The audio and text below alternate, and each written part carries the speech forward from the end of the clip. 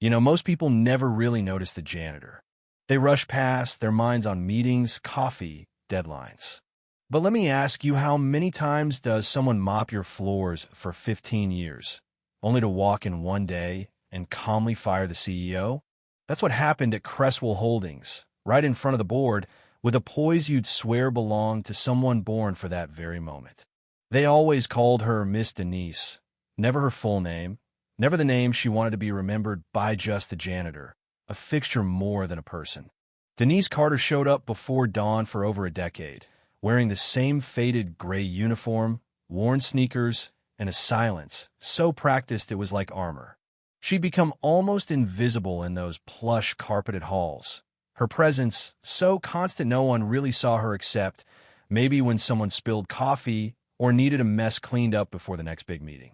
And in a company obsessed with deals, status, and titles, Denise was a shadow on the executives, and even the staff felt free to ignore, joke around, or bark orders at, never bothering to learn her story. She never complained, never asked for more, never responded to the snide remarks or dismissive glances. But you know what they say, just because someone's quiet doesn't mean they're not paying attention. Denise saw it all. The backroom deals, the jokes, the celebrations, the firings. She witnessed the company's rise, the cold ambition, the way good people became pawns, and the way power twisted folks into someone you barely recognized.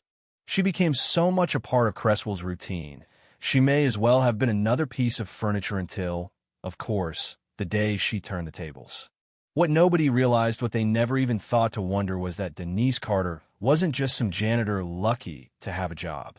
Years earlier, in a tiny kitchen in Georgia, she and her late husband, Roland, had built the foundation of what would become Cresswell Holdings. Denise was the brains, quietly managing the finances, handling contracts, protecting their assets, while Roland drove trucks and made connections. Even as the company grew and big money started rolling in, Denise kept everything organized, drawing up legal protections most people in her place would never think of. Then, tragedy. Roland was killed in a highway accident just like that. Denise's world collapsed. At his funeral, the other co-founder, Curtis, barely acknowledged her. Within weeks, Denise found herself locked out of her own company. Office keys changed. Access cut.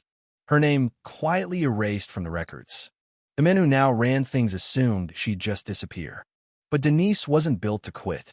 For a while, she did disappear from their sight, anyway.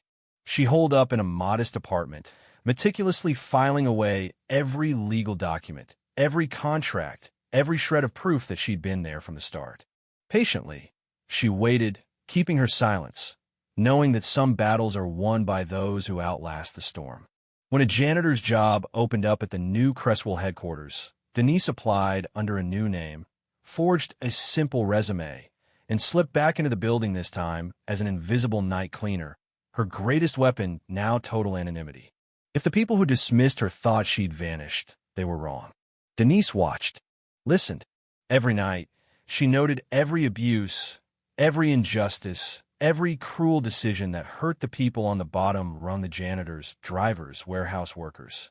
She documented it all in a battered black notebook. Payroll fraud, unpaid overtime, toxic managers, the kind of corruption that can poison an entire company.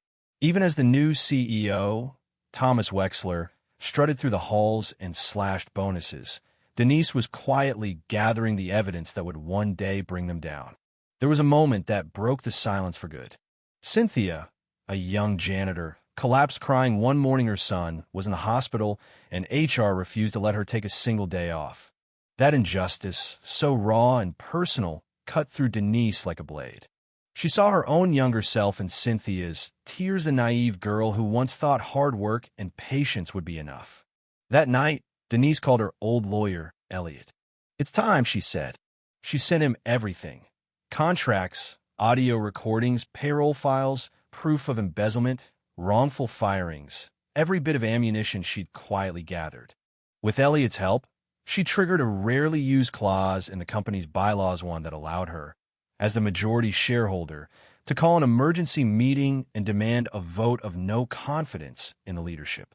On the morning of reckoning, Denise walked into the boardroom not as Miss Denise the janitor, but as Denise Carter, co-founder and majority owner.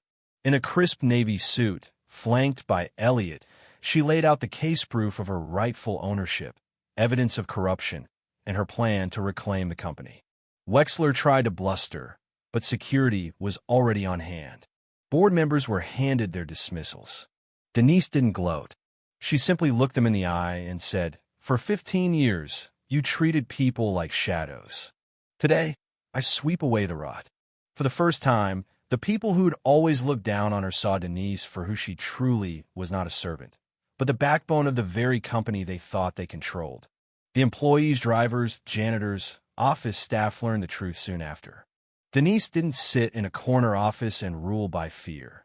Instead, she held an all-hands meeting, inviting everyone's voice, promising restitution for those wronged, and new policies shaped by workers themselves. The culture changed not overnight, but day by day, as trust replaced suspicion and respect replaced fear. Of course, not everyone was happy.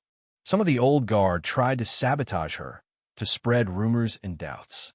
But Denise was ready. She ordered audits, promoted those who'd been overlooked, opened the company cafeteria to all, and held open forums where anyone could speak their mind.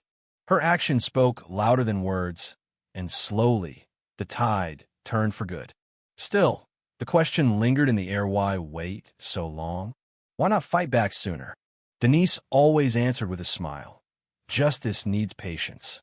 I waited until the truth was undeniable, until no one could sweep it under the rug again.